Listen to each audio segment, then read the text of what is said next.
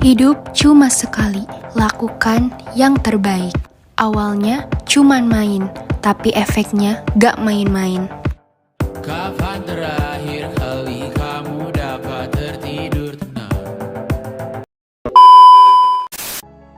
Halo, perkenalkan nama saya Fortuasi Hombing dengan NIM 2404112134, jurusan Budidaya Perairan, Fakultas Perikanan dan Kelautan, dengan dosen pengampu Bapak Muhammad Irsyad Nur.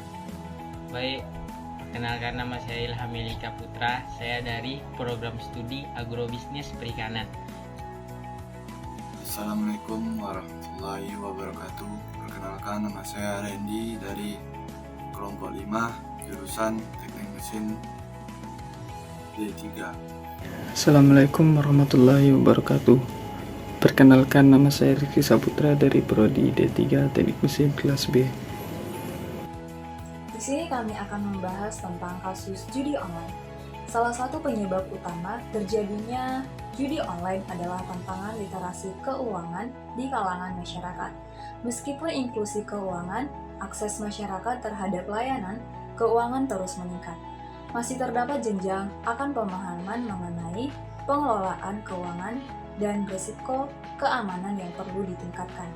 Hal ini menyebabkan banyak individu yang kurang siap menghadapi berbagai risiko finansial, termasuk bahaya yang diakibatkan oleh perjudian online. Pada bagian yang pertama, mengapa orang dapat melakukan judi online? Orang bisa melakukan judi online karena berbagai faktor.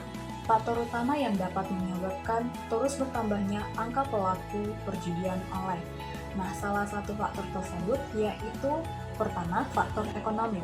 Faktor ekonomi ini mencakup segala yang terkait kondisi keuangan seseorang.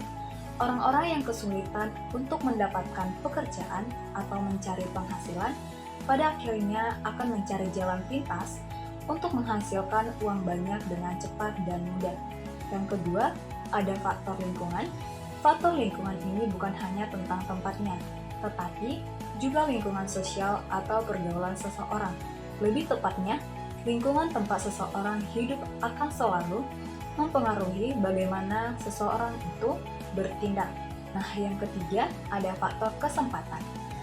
Kesempatan adalah tentang mudahnya seseorang untuk mengakses situs perjudian online hanya dengan ponsel dan internet. Setiap bisa memainkan judi online dimanapun dan kapanpun.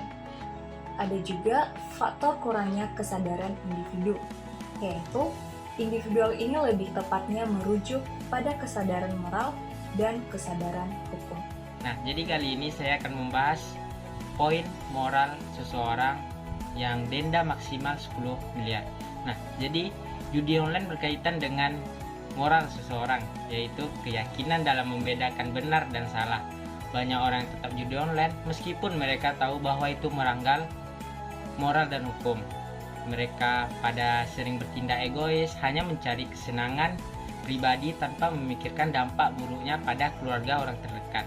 Nah, jadi hukum yang dilanggar judi online diatur dalam Undang-Undang Informasi dan Transaksi Elektronik atau disingkat dengan UU ITE pasal 27 ayat 2. Pasal ini menyatakan bahwa siapapun yang menyebarkan, mengakses atau membuat informasi tentang perjudian bisa dipenjara hingga 10 tahun atau didenda hingga 10 miliar. Kali ini saya akan menjawab tentang apa tanggapan dan saran mahasiswa terhadap judi online. Yang pertama yaitu mahasiswa memiliki peran penting dalam menganalisis dan memberikan solusi terhadap maraknya judi online. Salah satu langkah yang bisa dilakukan adalah meningkatkan literasi keuangan dan digital di kalangan mahasiswa dan masyarakat umum. Dengan pemahaman yang baik tentang pengelolaan keuangan dan risiko dunia digital, individu akan lebih bijak dalam mengambil keputusan dan menghindari jebakan judi online. Selain itu, mahasiswa bisa mengembangkan kegiatan alternatif yang lebih positif, seperti aktif dalam organisasi kampus, komunitas olahraga, atau kegiatan seni. Dengan adanya aktivitas yang bermanfaat, mereka dapat mengalihkan perhatian dari hal-hal negatif seperti judi online.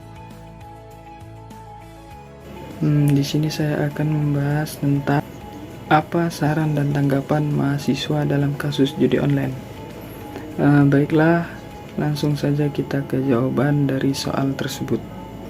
Di tingkat kampus, mahasiswa bisa mendorong pihak universitas untuk memperketat pengawasan terhadap pengguna internet. Di lingkungan kampus, termasuk membatasi akses ke situs judi online. Selain itu, layanan konseling dan dukungan kesehatan mental juga perlu disediakan bagi mahasiswa yang mengalami kecanduan judi online, agar mereka mendapatkan bantuan yang tepat. Terakhir, kesadaran dalam keluarga juga penting.